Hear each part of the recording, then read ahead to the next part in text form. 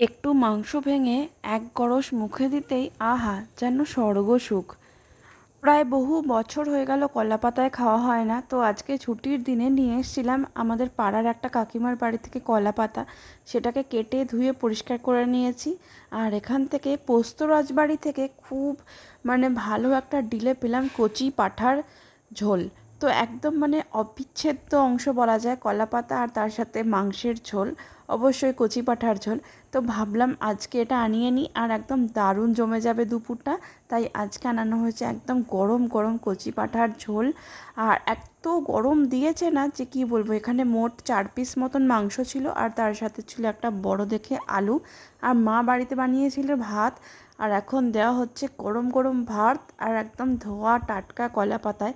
সত্যি বলতে ছোটোবেলাতে কলা পাতায় তবু এক আধবার খাওয়া হতো, ওই মাসে 10-এ। কিন্তু এখন তো বলতে গেলে কলা পাতা পাওয়াই যায় না, কারোর বাগানেই সেরকম অ্যাভেলেবেল নেই।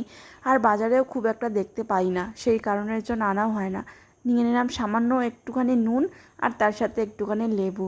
গরম ভাতে লেবু চিপে পাঁঠার মাংসের ঝোল খাওয়ার মজাই আলাদা, আর তার সাথে যদি এই বর্ষা আর সঙ্গে কলা পাতা থাকে, দুর্দান্ত লাগে খেতে। আর পোস্ত রাজবাড়ি রান্না নিয়ে নতুন করে কিছু বলার নেই, প্রত্যেকটা রান্নাই দেখার মতন। বেসিক্যালি আমার কস্তুরির থেকেও পোস্ত রাজবাড়িটা বেশি ফেভারিট, দারুণ লাগে খেতে।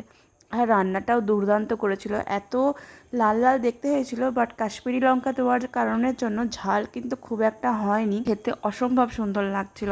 ইভেন আমার এখন ভয়েস ওভার দিতে দিতেও জিভে জল এসে যাচ্ছিল। আর পোস্ত রাজবাড়ির মাংসটা অবশ্যই পারলে একবার টেস্ট করবেন, দুর্দান্ত বানায়। ওকে, বাই।